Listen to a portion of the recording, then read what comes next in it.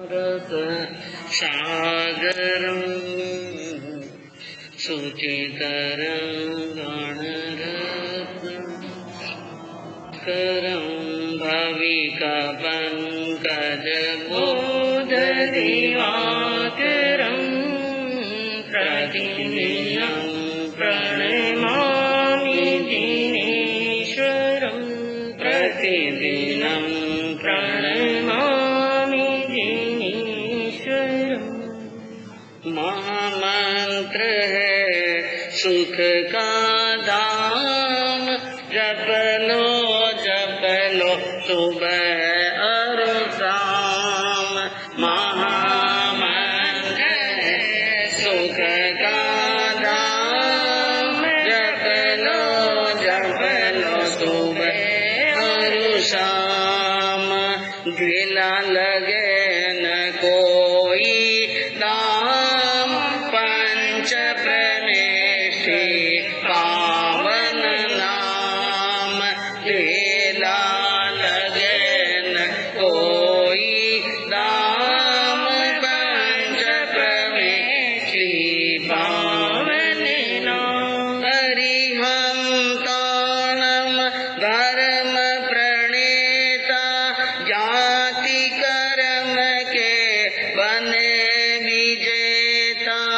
अरिहंताणं धर्म प्रणेता, जाति कर्म के बने विजेता। नाम स्मरण मंगल काम, जप लो सुबह और शाम। महामंत्र है सुख का धाम, जप लो सुबह और शाम। ढीला लगे न कोई दाम, जप लो सुबह और शाम। सर्वज्ञ सर्वदर्शी चरम तीर्थंकर अहिंसा के अवतार विश्व वंदनीय शासनपति श्रमण भगवान वर्तमान महावीर के पावन चरणों में कोटि कोटि वंदन। हृदय की अनंत अनंत आस्था के केंद्र, संयम धन के दाता, संसार सागर से तिरने का सन्मार्ग बताने वाले पूज्य गुरु भगवंत श्रमण सूर्य दिव्य विभूति 1008 श्री मरुधर केसरी में श्रीमद जी महाराज साहब के पावन चरणों में कोटि कोटि वंदन। साधना की प्रतिमूर्ति, सद्गुणों की अहिंसा दिवाकर लोकमान्य संत शेरे राजस्थान वरिष्ठ प्रवर्तक पूज्य गुरुदेव श्री रूपचंद जी महाराज साहब के पावन चरणों में कोटि कोटि वंदन। मरुधरा भूषण संत शिरोमणि पूज्य प्रवर्तक गुरुदेव श्री सुकन मुनि जी महाराज साहब के पावन चरणों में कोटि कोटि वंदन। साधना की प्रतिमूर्ति, सद्गुणों की उपासिका, सरल मना शांत दांत गंभीरा गुरुवरिया माँ सती श्री सज्जन कुंवर जी महाराज साहब के पावन चरणों में कोटि कोटि वंदन। धर्म प्रेमी बंधुओं, शीलवती माताएं, आज होली पर्व का 7वां दिवस उपस्थित हुआ और 7वें दिन के अंदर आज की विधि बताई गई है। ओम ह्रीम नमो दंशनस्य, ओम ह्रीम नमो दंशनस्य की 21 माला फेरनी है और 67 लोगस का ध्यान करना है और 67 नमोथनम देना है और तिकुतो के पाठ से 67 बार वंदन करना है और वर्ण से आयमिल करने वालों को श्वेत रंग की चीज से, श्वेत वर्ण वाली वस्तु से आयमिल करना है। यह आज की विधि बताई गई है और आप सुन रहे हैं श्रीपाल चारित्र के माध्यम से कि श्रीपाल जी को वहाँ थाना नगरी के राजा ने सूली पर चढ़ाने का हुक्म दे दिया और उसके बाद में गुण सुंदरी, मदनावती और रतन मंजूषा तीनों ही राज दरबार में फरियाद लेकर के पहुंची और उन्होंने धवल सेठ की धूर्तता की बातें बताई और उसके बाद में महाराजा ने उन सभी यानी भांडों को बुलाकर और हंटर उड़ाए और सत्य क्या है, सत्य को जानने के बाद में धवल सेठ को भी बंदी बनाया। और सबको जेल में रख दिया। और मंत्री ने कहा महाराज अब आप और सब काम छोड़ दो और बाकी इनको धवल सेठ को न भांडों को क्या सजा देनी है, क्या करना है वो बाद में सोचना, लेकिन जो श्रीपाल जी जिनको सूली पर चढ़ाने के लिए आपने उनको वध स्थल पर भेज दिया है वहां जाओ और सबसे पहले जमाई साहब को मना करके लेके आओ। अब वो राजा बहुत मन ही मन विचार करने लगे। एक तरफ में बहुत उतावल और क्रोध के अंदर मेरे जमाई को मैंने यानी भांड समझकर सूली पर चढ़ाने का क्या दे दिया था, हुक्म, अपमान किया, उनको बेइज्जत किया, किस मुख से वहां पर जाऊं। राजा बड़ा शर्मिंदा हो रहा है, लेकिन दिए बिना भी काम चलने वाला, इसलिए मंत्री ने, प्रधान ने, सरदारों ने, सबने मिलकर के कहा और फिर राजा को तैयार किया। कुछ भी हो, चाहे जितनी माफी मांगनी पड़े तो क्या मांग लेना, माफी मांग लेना और वहाँ उनसे क्षमा याचना करके लेके आओ। तब वहाँ पर पहुँचते हैं बड़े लवाजम के साथ में, आगे आगे ससुर राजा, साथ में मंत्रियों का मंडल और बाकी सब बड़े बड़े सरदार उमराव। श्रीपाल पर सारा आया, अरे सारा आया ने शीस झुकाया, अबे कंवर सा मैल पधारो, अरे मैल पधारो निज विरोध विचारो, अबे कंवर सा मैल पधारो। श्रीपाल के सामने सभी पहुंचे और वहां उनके यानी ससुर राजा ने आगे बढ़कर हाथ जोड़कर क्षमा याचना की। हे महाराज, आप बड़े सरदार हैं, आप बड़े उमराव हैं, आप अंग देश के राजा हैं और मुझे मालूम नहीं था कि आप कौन है। अबे कुंवर सा मैल पधारो, हमसे गलती तो इतनी बड़ी हुई है, इतनी बड़ी हुई है कि जिस गलती को हम यानी नाप ही नहीं सकते हैं, बहुत गलती हुई, लेकिन थे मोटा। आप बड़े हैं और हमें क्या समझ लो, छोटा समझ लो और निज विरुद्ध विचारो। आप अपने विरुद्ध को याद करो और कहते हैं कि कोई सामने गलती करता है और आकर माफी मांग ले तो उन गलती को क्या कर ली जाती है। और आप यूं समझ लो कि हमारे अंदर उस टाइम अक्ल में अज्ञानी आनई जानी, मैं अज्ञानी आनई जानी, अरे सूरज कदयन होवत कारो, अबे कंवर सा मैल पधारो। राजा ने कहा मैं एक अज्ञानी था और मेरे अंदर ज्ञान नहीं था, यूं समझ लो क्रोध में भान भूल गया। और क्रोध आता है तो अच्छे अच्छे बुद्धिमानों के दिमाग भी घूम जाता है। महाराज, कुछ परिस्थितियां ऐसी बनी इस कारण से मैं अपने आप पर काबू नहीं रख सका, लेकिन मैंने ये नहीं देखा कि सूरज कदियन होवत कारो, सूरज कभी काला होने वाला। और कहते हैं कि सोने के काट नहीं आता है, काट तो लोहे के आता है। गलती तो हो ही गई और मंत्री जी ने खूब समझाया था और मुझे बहुत मना किया, लेकिन मैंने अपने हाथों से यूं समझ लो कि बुढ़ापे में अपने हाथों से धूड़ डाल दी। क्या डाल दी? धूड़ डाल दी। जो गुनाह हुआ है वो तो हो ही गया और जो हमने गलती की है उससे हमारी कोई शोभा बढ़ी हुई नहीं। मानी जद उतरियो पानी, नहीं मानी जद उतरियो पानी, अब मर तोड़ा ने मत मारो, अबे कंवर सा मैल पधारो। मैंने मंत्री की सलाह नहीं मानी, उनकी बात नहीं मानी, तो हमारा पानी उतर गया। वो समझ लो कि अब हमारी कोई शोभा वाली बात नहीं रही। और एक बार व्यक्ति का पानी उतर जाता है तो वो तो जिंदा ही मरे हुए के समान है। हम जिंदे भी मरे हुए के समान हैं। और अब आप यहाँ पर चुपचाप मौन धारण करके खड़े रहेंगे तो हम मरे हुए को और मार रहे हैं, मरे हुए को। हाँ, इसलिए निवेदन यह है कि मरे हुए को और मत मारो। और आगे मंत्री जी आगे आए। राजा ने जब कोई हुकारा नहीं भरा श्रीपाल ने, तो मंत्री आगे आए और उन्होंने कहा जो बात बीत गई है उनको भूल जाओ। बड़े व्यक्ति होते हैं वो क्या करते हैं, छोटी मोटी बात को क्या कर लेते हैं, हाँ भुला देते हैं। अरे बीती बात नहीं, राज छितारो, अरे राज्यसभा में क्या हुआ उसको भूल जाओ। कहने के लिए तो बहुत आसान है, लेकिन भूलना क्या होता है, कठिन होता है। कि किस प्रकार मुझे बंधन में डाला, कैसे सिपाहियों के द्वारा घेरे में डाल दिया, कैसे हथकड़ियां डाल दी, बेड़ियां डाल दी और सूली पर आने के लिए हुक्म भी दे दिया। और भरे बाजार, सरे बाजार से राजमार्गों से होते हुए एक चोर अपराधी की तरह यानी खेत कहाँ ले गए, शमशान भूमि के अंदर।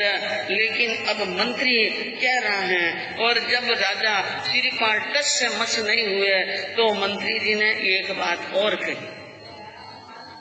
थोड़ी गलती आप करी क्यों, थोड़ी गलती आप करी क्यों, उठे हंस तोड़ाई दियो हुंकारो, अब कंवर सा महल पधारो।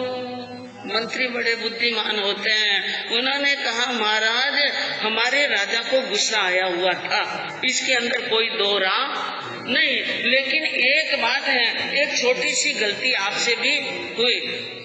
कोप करने के पहले साथ में ही और वासी का सूली का हुक्म देने के पहले हमारे राजा ने आपको पूछा था, ये भांड लोग कह रहे हैं, ये क्या कह रहे हैं, आप कौन हैं? तो आपने क्या उत्तर दिया, ये सब लोग मेरे सज्जन हैं।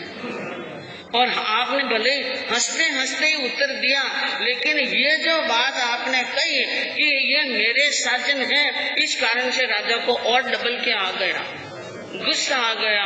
महाराज आप ये भी कह सकते थे कि ये भांड कह रहे हैं, वो बात सही नहीं है। अब हो सकता है आपके दिमाग में कुछ और चल रहा हो। श्रीपाल जी के दिमाग में क्या चल रहा था, जो मैंने कल बताया आपको। श्रीपाल जी के दिमाग में ये चल रहा था कि बेटी की शादी करने के बाद में जात पूछे, शादी तो बेटी की कर ली और अब पूछ रहा है वो राजा भरी सभा में कि बोलो श्रीपाल तुम जाति के भांड हो कि कौन हो। पानी पीने के बाद में घर पूछे कि घर भंगी का है कि डेढ़ का, ये तो पानी पीने के पहले पूछना। ये बात ऐसी हुई, इसलिए श्रीपाल जी ने हस्ती में क्या कह दिया कि ये मेरे सज्जन हैं।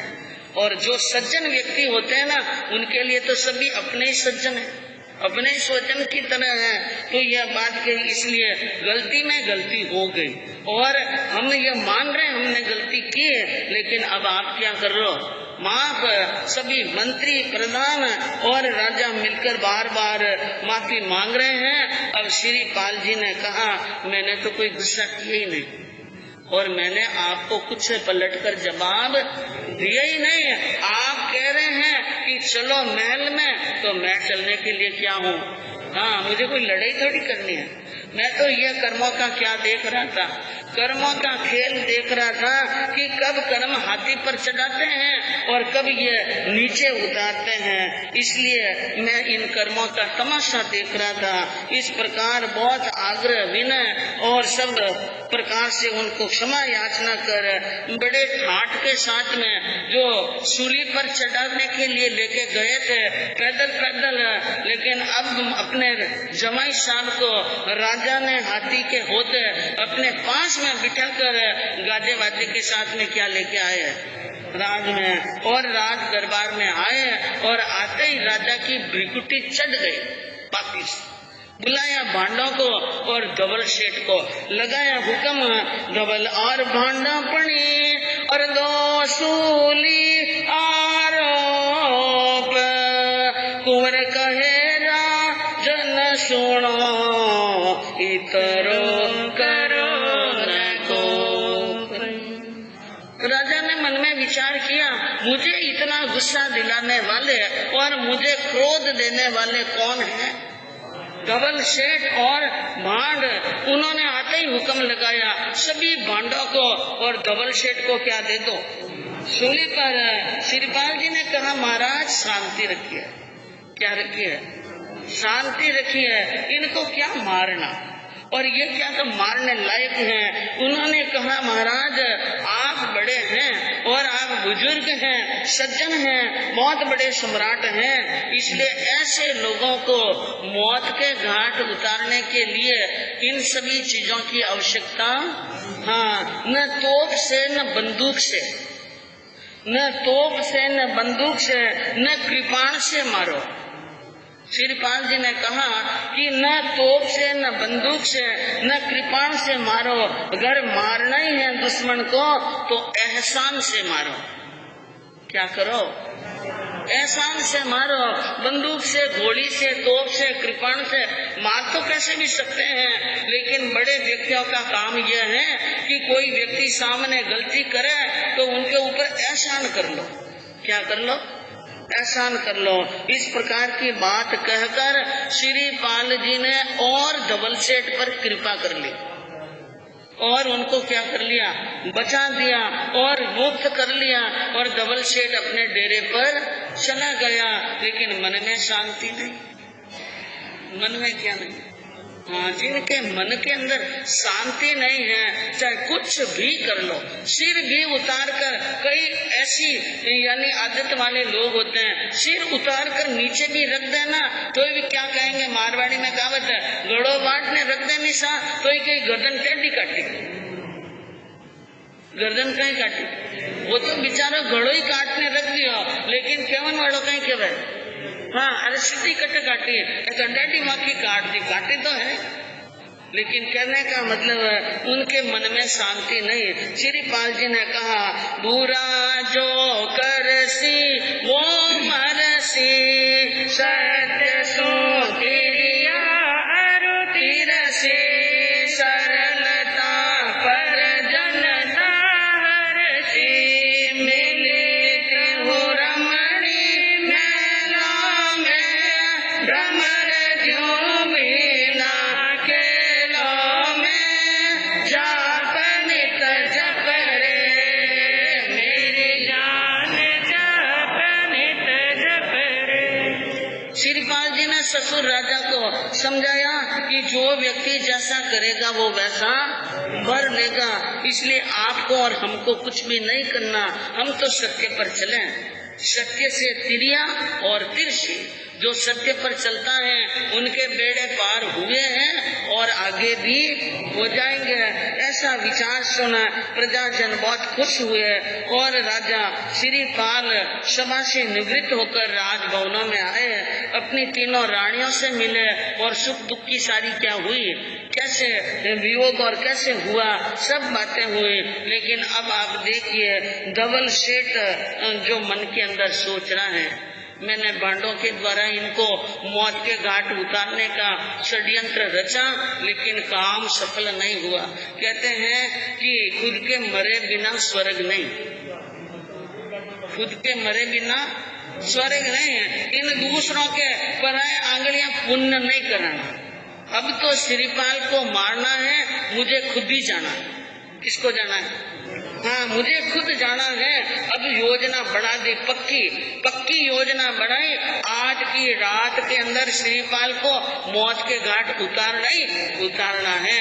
इसलिए सेठ जी ने क्या किए, एक खूब मजबूत ऐसी यानी लाइलॉन जैसी डोरी लेके आए, एक गोह लेकर के आए और रात्रि में जिस भवन के अंदर श्रीपाल जी पहुंचते हैं 7वें खंड के अंदर, उन भवन के पास में रात्रि के आधी रात के समय में गए और वहां पर गो के डोरी बांधकर गो को ऊपर चलाई और गो ऊपर वो होती है ना, वो चिपक जाती है, ऐसी चिपकती है कि उनके 2 टुकड़े हो जाए तो भी वापस खुलती नहीं है, ऐसी चिपक गई। और अब रस्सी के डोरे यानी डोरी के सहारे सेठ जी हाथ में कटार लेकर के कि मैं जाऊं और सोए हुए श्रीपाल की छाती के अंदर कटार भोंक कर उनको मार दूं। बंधु, वो ये नहीं जानता है कि श्रीपाल कोई छोटा व्यक्ति है, कि श्रीपाल कोई अज्ञानी व्यक्ति है।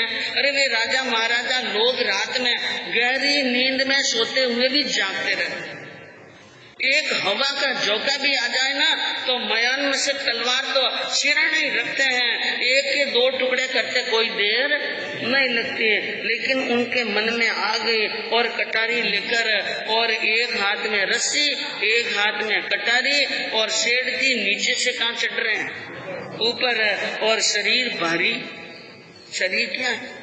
अब भारी शरीर वाले को कहो कि सिर्फ एक हाथ में डोरी पकड़कर तू महल के ऊपर जा, 5-6 खंड जा, तो बहुत मुश्किल काम है। लेकिन जब व्यक्ति के मन के अंदर ज्ञान और अज्ञान छा जाता है, लोभ छा जाता है, काम विकार और वासनाएं छा जाती हैं, तो कुछ भी नहीं दिखता है। सेठ जी 1 खंड चढ़े, 2 खंड चढ़े, 3 खंड चढ़े, 4 खंड चढ़ गए।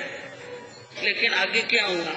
आगे कर्म ने साथ फिसल पग पड़ गयो सट हेठ, कटारी 10 गी 10 पेट, 7वें नरक गयो ठेठ, प्रात गत सब जन लख पाई, करी सौगते उदय आई, जापनित जप रे मेरी जान, जापनित जप रे।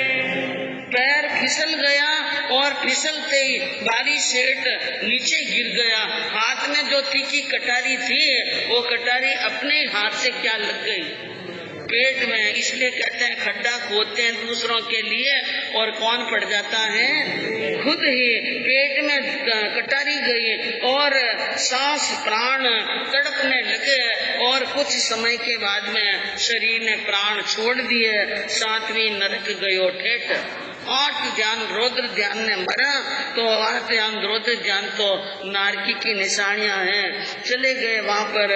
प्रातः काल सुबह सूर्योदय का समय हुआ और महलों के आसपास के अंदर पहरा देने वाले लोगों ने देखा कि सेठ जी की ढेरी हो गई और रक्त बह गया और पेट में क्या छुपी, छुरी। और जाते सबको सूचना मिली। श्रीपाल जी भी दौड़े दौड़े नीचे आए और वहाँ की वस्तु स्थिति को देखा। एक तो क्या लटक रही है, डोरी, हाथ में कटारी, और लोगों को समझते देरी नहीं लगी। श्रीपाल जी को भी समझते क्या नहीं लगी, देरी नहीं लगी कि क्या मन चल रहा था, क्या मन में चल रहा था पता नहीं। कोई कमी नहीं थी सेठ के, किसी प्रकार का यानी कोई कमी नहीं, लेकिन मन के भाव खराब आ गए। लोगों ने कहा जैसा किया वैसा पा लिया। लेकिन श्रीपाल जी ने कहा मैं इनके सहारे से यहाँ तक आया हूँ, मेरा कर्तव्य है कि इनका अंतिम क्रियाकांड बराबर करना। इसलिए सेठ जी का बड़े सम्मान के साथ में दाह संस्कार करवाया श्रीपाल जी ने। और श्रीपाल जी ने उनकी जहाजों का जो माल था वो सील कर दिया। और फिर उसके बाद में जनता ने उनके लिए, राजा श्रीपाल के लिए कहा कि यह आपका बहुत बड़ा बड़पन है कि जो आपको मारने वाले के प्रति भी आपका उनके मन में आपके मन में आदर है। और श्रीपाल जी ने कह दिया ये जितना भी धवल सेठ का माल है इनके नगर में जाकर इनके बेटे को सुपुर्द करना है। और अन्यथा एक बार महाराज श्रीपाल राजसभा में ससुर जी के पास में बैठे थे। उस समय एक वहाँ पर विदेशी व्यक्ति आया और उसने नजराना सामने रखकर कर नजरानो सेठ कहे मैं निवसू काशी, और कुंडलपुर की बात सुनो बतलाऊं खासी। मकर केतु महिपाल नार विदुषी मृदु भाषी, और गुण सुंदरी तस सुता सब कला 64 अभ्यासी। नियम लियो पति वरू जीते वीणा सुगड़ नर, नई अन्यथा मैं वरू आत मात सुन लो सगर। उन्होंने कहा काशी देश की कुंडलपुर नाम की नगरी है, वहाँ पर मकर केतु नाम का एक राजा राज्य कर रहा है, जिनके भवनों में विदुषी और मीठा बोलने वाली मृदु भाषी पटरानी है। उनकी एक बेटी है गुणसुंदरी, जो 64 कला में क्या हो गई है, प्रवीण, और उसने एक नियम लिया है जो मुझे वीणा में हराएगा। किसमें? वीणा में हराएगा, उनके साथ में शादी करूंगी, नहीं तो मैं शादी करने वाली नहीं हूँ। ये बात सुनो उनके पिता राजा ने चारों तरफ समाचार भेज दिए, जो वीणा बजाने में पारंगत हो वो यहाँ पर आए और वीणा बजाए और मेरी बेटी को हराए। इस प्रकार कई राजा, राजकुमार और कई वादक और कलाकार आए। उन्होंने कुमारी के साथ में वीणा बजाई, लेकिन सब हार गए, और हारने के बाद में उनको जेल में बंद कर लेते हैं, उनको छोड़ते नहीं हैं। जब तक उनको हराने वाला कोई नहीं आएगा, तब तक वे बड़े बड़े राजा, राजकुमार, सेठ, सबकार और जो कलाकार वे सभी क्या बैठे हैं, जेल में। महाराज मैं आपको देखकर ये निवेदन कर रहा हूँ कि अगर मौका मिले तो आप कुंडलपुर जरूर जाएं, और परीक्षा का दिन नजदीक है। परीक्षा होती है ना, जो जो नए लोग आते हैं पढ़ करके कलाकार, उनके लिए एक दिन नियुक्त किया जाता है, महीने में एक दिन। वो दिन आता है, उस दिन सबकी क्या होती है, परीक्षा। सो वो दिन अब क्या है, नजदीक। आप कैसे ही वहाँ पर पहुँच जाइए। ये बात सुन श्रीपाल जी मन में सोचने लगे, कुंडलपुर दूरो ही ना। कुंडलपुर तो थाना नगरी से बहुत क्या है, हाँ कहा तो थाना नगरी बॉम्बे के पास में, और कुंडलपुर तो ठेठ उत्तर साइड में 500-400 कोसों की दूरी, 400 कोसों की दूरी है। और मन की होश कैसे पूरी हो सकती है, कुंडलपुर के अंदर जाना कैसे संभव हो सकता है। सेठ को तो उन्होंने दक्षिणा देकर रवाना कर दिया, और अब वो अपने महल के अंदर आए और महल में आकर चिंता के अंदर लग गए। कुंडलपुर जाना तो है, लेकिन जाए कैसे। एकदम उनको अपने इष्ट देव का स्मरण आया, नवपज्जी का ध्यान लगाया, और देव प्रकट हुआ, विमलेश्वर नाम का देव प्रकट हुआ, और उन्होंने उनको एक हार दिया और कहा, महाराज श्रीपाल जी को कहा ये हार है, इस हार को पहनकर आप मन चाहे स्थान पर पलक झपकते जा सकते हैं, और मन चाहा रूप बना सकते हैं। और इसके धारण करने के बाद में, हार को पहनने के बाद में नाना प्रकार की कलाओं में पारंगत भी हो सकते हैं। देखिए, इष्ट का जब स्मरण करते हैं, जाप और भगवान के प्रति आस्था हो, तो कार्य में क्या मिलती है, सफलता, सिद्धि। ऐसा अनुपम हार देकर विमलेश्वर देव जाने के पहले क्या गया, और कुछ भी काम हो याद कर लेना, मैं याद करते ही आने के लिए क्या हूँ, तैयार। अब ये बात कहकर देव तो अंतर्धान हो गया। अब श्रीपाल जी वहाँ पर देर क्यों लगते, इसलिए शीघ्र ही नहा धोकर के तैयार हुए और गले में डाल दिया हार, और हार को नमस्कार कर हार डालकर कहा, मुझे कुंडलपुर पहुँचना है। कुंडलपुर के बाग में, और कुंडलपुर के पलक झपकते कहाँ पहुँच गए, कुंडलपुर के अंदर। और दूसरी एक इच्छा की, मुझे कुबड़ा बना दे। क्या बना दे, कुबड़ा। और कुबड़ा भी इतना कि शरीर के हर अंग में खूब होनी चाहिए। हाँ, हाथ भी डंडा, पाँव भी डंडा, कमर भी डंडी, और पीठ भी डंडी, और पेट में खड्डा, और मुंह चिपका हुआ, दांत घोड़े जैसे और होठ ऊंट जैसे। और शरीर का वर्ण एकदम तवे जैसा, ऐसा रूप बनाया। और फिर यानी घोड़े घोड़े चलते चलते कुबड़ जी आ रहे हैं वहां पर स्वयंवर मंडप के अंदर। हार गल डाल उठे आयो, खूब जगन पाठ के बेधायो, हसे सब को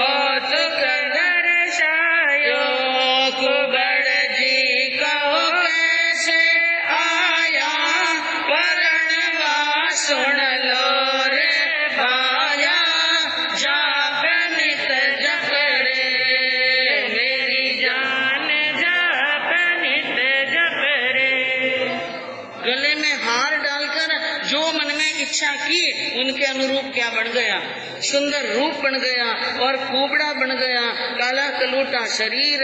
और चलते हुए वहां पहुंच गए जहां विद्यार्थी पाठक के पास में कला सीख रहे हैं। ऐसे अनोखे व्यक्ति को आते हुए देखा कि जो चलता है तो 10 जगह से क्या है, टेढ़ा झूमता झूमता। सबको हंसी आ गई और कहा, कुबड़ जी को कैसे आया? कुबड़ जी आपका पधारना कैसे हुआ? कि कैसे, जैसे आप आए, पैरों से चलकर आया हूँ। और कैसे आया हूँ? और परिणवा सुन लो रे भाई, मुझे क्या करनी है, राजकुमारी के साथ में शादी करनी है, इसलिए मैं आया हूँ। तो ये बात सुनी तो और हंसी के फुहारे छूट गए।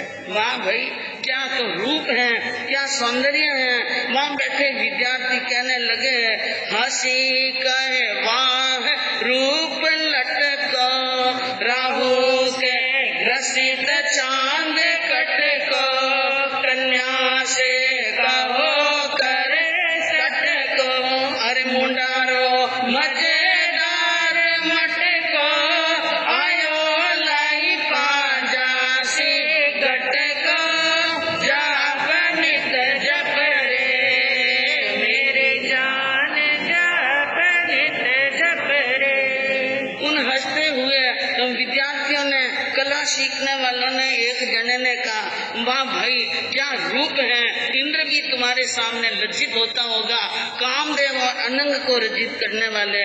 किसी ने कहा, भाई चांद का टुकड़ा है, राहु ने ग्रस लिया। क्या है? चांद का टुकड़ा है, लेकिन राहु ने ग्रस लिया। तीसरे ने कहा, कन्या तो इसी को ही पसंद करेगी, इनसे बढ़कर तो कोई सुंदर है ही नहीं। और चौथे ने कहा, भाई इनके मुख को तो देखो, इनकी शक्ल को तो देखो।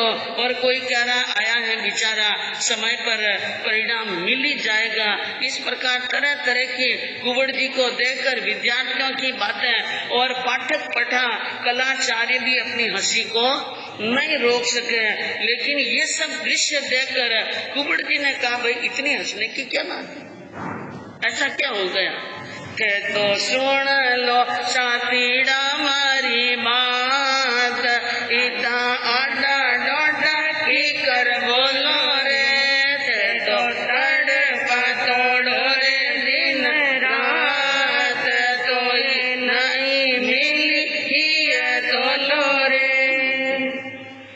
उन्होंने कहा, भाई सच्ची बात तो बड़ी कड़वी लगती है, लेकिन मैं बिल्कुल सत्य कह रहा हूँ, तुम्हें इतना आड़ा टेढ़ा व्यंग करने की कोई जरूरत नहीं है। इतने दिन से यहाँ पर दिन रात मेहनत करते हो और पढ़ाई करते हो, लेकिन मैंने इधर से निकलते हुए क्या सुना, मारे बेतारे फणक पड़ी कान कि इनपुर में कुंवारी कन्या उगी। मैं तो जा रहा था, मैं कोई शादी के लिए नहीं आया, मैं तो मेरे कहीं पर बाहर जा रहा था गांव, लेकिन रास्ते चलते मेरे कान में भनक पड़ी, इस नगर के अंदर कुंवारी कन्या खड़ी हैं और हजारों सैकड़ों कुमार आ गए हैं, लेकिन अभी तक किसी ने यानी ऐसा कोई कला नहीं बताई, नहीं परिणन आयो मर्दान। लोग कहते हैं कोई मर्द का जाया शादी करने के लिए आया ही नहीं, इसलिए कन्या कुंवारी है। तो मुझे यह बात चुभ गई, मेरे जैसे के रहते हुए कन्या कुंवारी कैसे रहता है? मैं आया हूँ और मैं यहाँ पर हूँ और कन्या कुंवारी रह जाए तब तो नाक कटा करके डूबो कर मरने की हालत है। इसलिए भाई बात सीधी सी ये है, मैं इसलिए आया हूँ, मैं वीणा बजाऊंगा, कन्या को जीतूंगा, शादी करूंगा, बिजनेस विश्वा 20, इसमें कोई गलती होने वाली। हाँ, मत ना समझो मखौल, इसको मजाक मत समझना, कपड़े के गांठ लगा दो, मैं जो कह रहा हूँ वो गांठ बांध लो, वो बात झूठी जाने वाली नहीं है। अब पाठक ने कहा ठीक है भाई, इतनी होश लेके आए हो तो थोड़ी वीणा बजाओ, देखते हैं कैसे बजाते हो। इसलिए वीणा सामने रखी और कुबड़ जी ने वीणा पकड़ी, लेकिन जानबूझकर उल्टी पकड़ी। क्या पकड़ी? उल्टी। और उल्टी पकड़ करके और वीणा के उन यानी पतले पतले तारों के बीच में अपनी बद्दी बद्दी मोटी मोटी अंगुलियां ऐसे डाली कि फटाफट तार टूट गए। वीणा के क्या टूट गए? तार तोड़ दी तंती तारा रे, जानकर उल्टी कर डारी, हंसे सब काम नहीं बस को, सब हंसने लगे, ये जीत लेगा, वीणा पकड़ना ही नहीं आता है, ये कैसे जीतेगा। लेकिन पंडित जी ने कहा कोई बात नहीं भाई, जो होगा तो होगा, बंद करो इस मैटर को। अब एक दिन आ गया परीक्षा का दिन और वीणा के सब बजाने वाले कलाकार वीणा बजाने लगे और उसके बाद में राजकुमारी ने वीणा बनाई तो राजकुमारी जीत गई और बाकी सब क्या हो गए? और घोषणा होने लगी कि राजकुमारी जीत गई है। तब कुंवर जी खड़े हुए, चुप रहो, अभी तक मैं बैठा हूँ, हाँ मुझे जीत ले आपकी कन्या तो समझ लेना, नहीं तो ये काम होने वाला। हाँ, तो सबके साथ में वहाँ पर वीणा की परीक्षा हुई और परीक्षा के दिन आखिरी में भी परीक्षा दिन गए सब हार, कुंवर जी जीत्या ललकार, कन्या दी वरमाला डाल, प्रगट भय कन्या परनाई, बंद जन दिया जो छुड़वाई, जाप नित जप रे मेरे जान, जाप नित जप रे। परीक्षा के दिन बाकी तो सब हार गए और कन्या जीत गई थी, लेकिन बाद में कुंवर जी ने उनको भी हरा दिया। अपने नियम के अनुसार कन्या ने कुबड़े के गले में क्या डाल दी? वरमाला। क्योंकि दूसरे लोगों को तो कुबड़े का रूप दिखता है, लेकिन कन्या को क्या दिखता है? असली रूप दिखता है, इसलिए वरमाला डाल दी। पिता राजा ने कहा बेटी ये क्या कर रही है? बेटी ने कहा मेरे तकदीर खुल गए। क्या हो गए? मेरे तकदीर खुल गए। अब राजा के कुछ समझ में आया ये कोई साधारण व्यक्ति नहीं है, इसलिए हाथ जोड़कर निवेदन किया असली रूप में आई है और हमारे मन के भ्रम को क्या करे? दूर। फिर राजा ने असली रूप धारण किया श्रीपाल ने, और फिर शादी की तैयारियां होने लगी तो श्रीपाल जी ने कहा पहले बंदी जनों को छोड़ दो, जो जेल में है उनको क्या करो? छोड़ो। उन सबको छुड़वाया और उनकी सबकी सेवा चाकरी करवाई, उनको तैयार किया गया और श्रीपाल जी की बारात में वो जेल में थे राजा राजकुमार सब क्या बन गए? बराती। और ठाट बाट से शादी हो गई। आनंद के साथ में श्रीपाल जी कुंडलपुर में रह रहे हैं और वहाँ पर एक परदेशी और आया।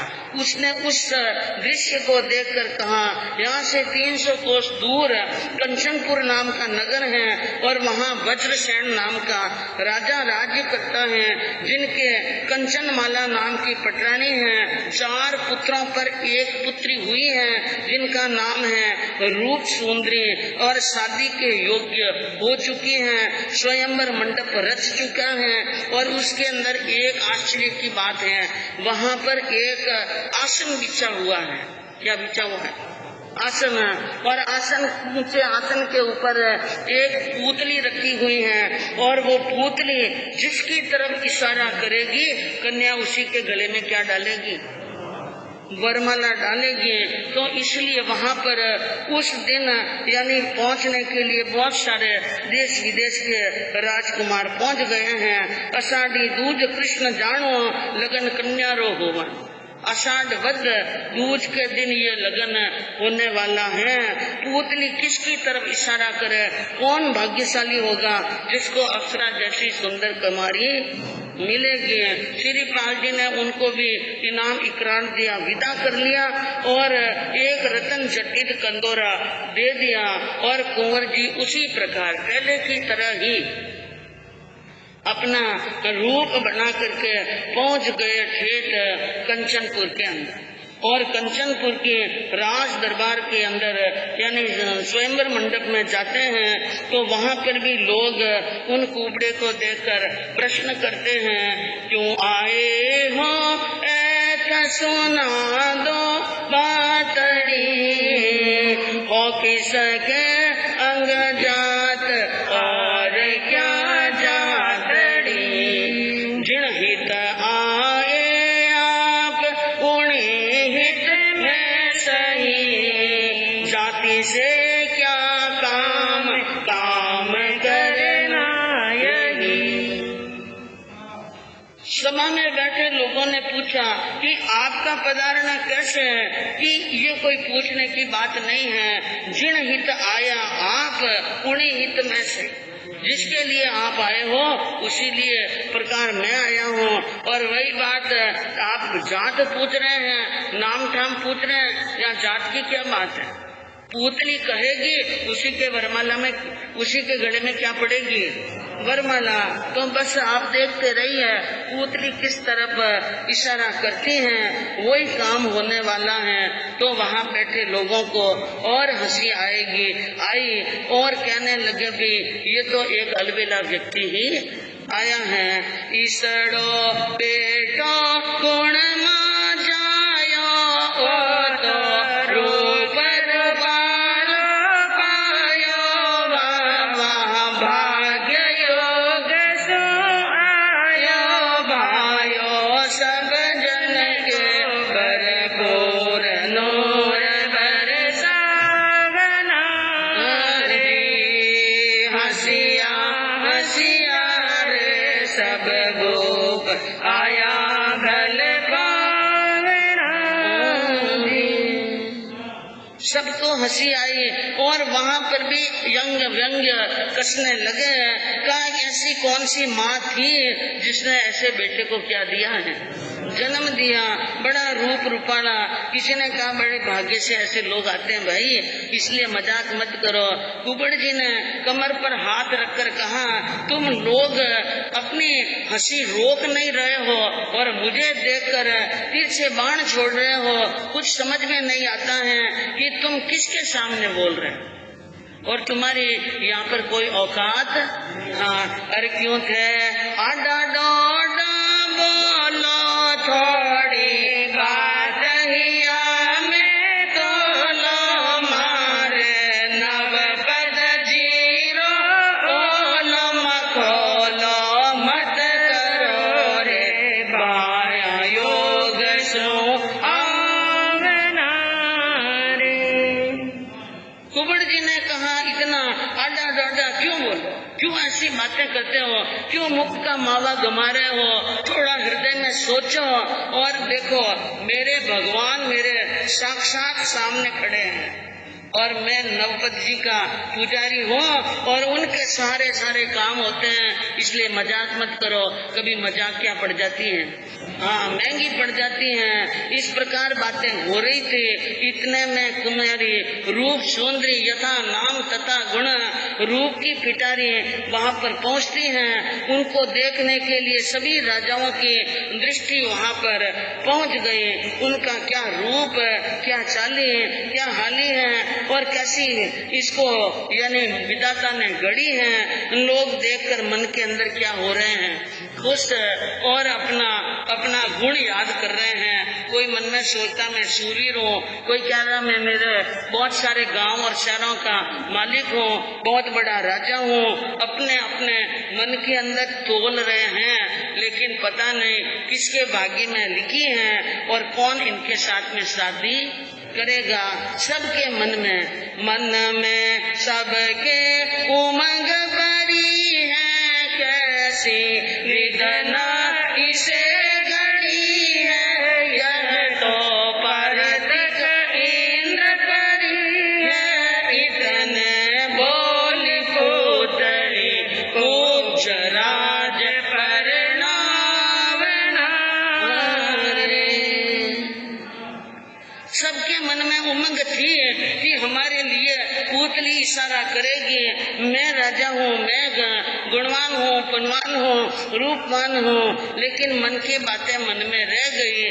कुमारी का रूप और उनका सौंदर्य इंद्र की परी के समान, लेकिन पुतली बोली कुब्ज राज परिणाम। इसके साथ में शादी होगी। कुब्ज राज के साथ में इशारा मिलते ही अब कन्या कुब्ज राज के गले में क्या डालती हैं, वरमाला।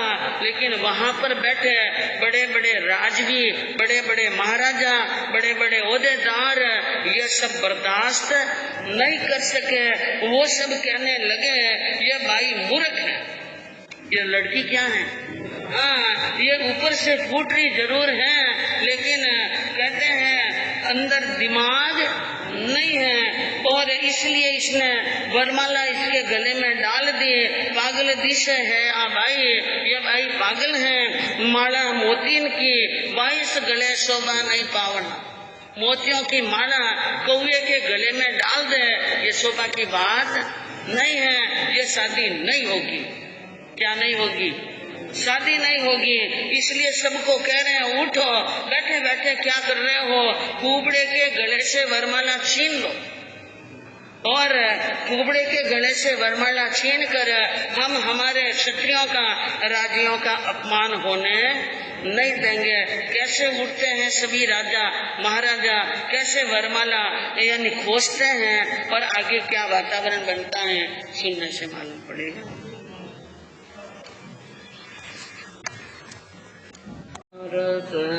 सागरं सुचितरं